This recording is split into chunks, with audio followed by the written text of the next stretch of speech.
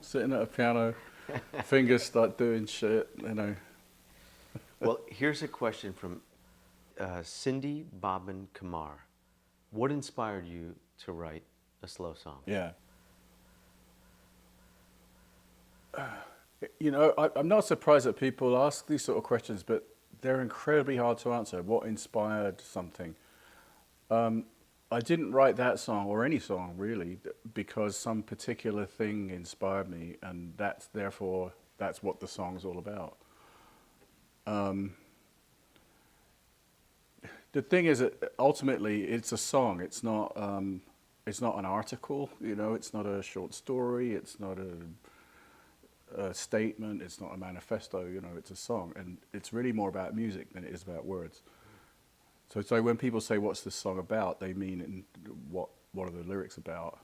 And I think that because it's easier to talk about words than it is about music, I think a sort of mistaken idea comes about that the whole point of a song is to get across a certain story or message that's in the words. And I don't see it that way. To me, the music's more important than the words. And as far as that song goes, a slow song, anything I say about that would probably apply to any other song I've written, which is that I don't remember what came first. It's always more than one thing that feeds into a song. There's bits and pieces of musical ideas, there's word ideas as well.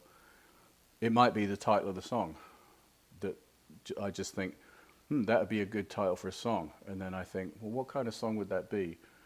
Oh, and here's a riff I had hanging around. I wonder if it works with that in some way.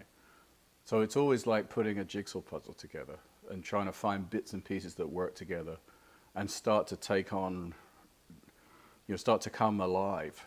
It's like being Frankenstein, actually. He's stitching all these dead pieces together and you're trying to make it come alive. And so I couldn't tell you what inspired that song. I think probably one of the first things was this little riff. I probably came up with that one day and kind of put it in the mental file cabinet. And at some point, I guess the idea came to me that I could write a song called Slow Song that was actually a slow song. And maybe I thought, well, that's not a particularly good idea. But then maybe it came together with that little riff. I don't remember. But that's how the way these songs go. It's not about putting across a message, making a point, telling a story necessarily. I think there's a certain kind of songwriter that does that. I mean, maybe it's the the Woody Guthrie, Pete Seeger, Bob Dylan school. I'm not of that school. I don't know what I am, but for me, it's more about the music than the words. I try to write the best words I can, but I think what really gets you emotionally is the music.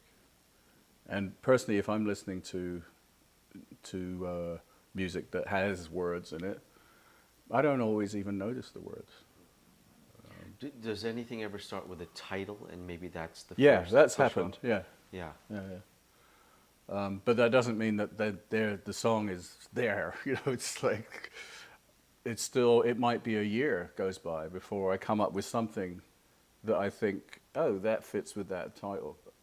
So it's a constant ongoing process of just trying stuff out, lots of little things. So where a song starts,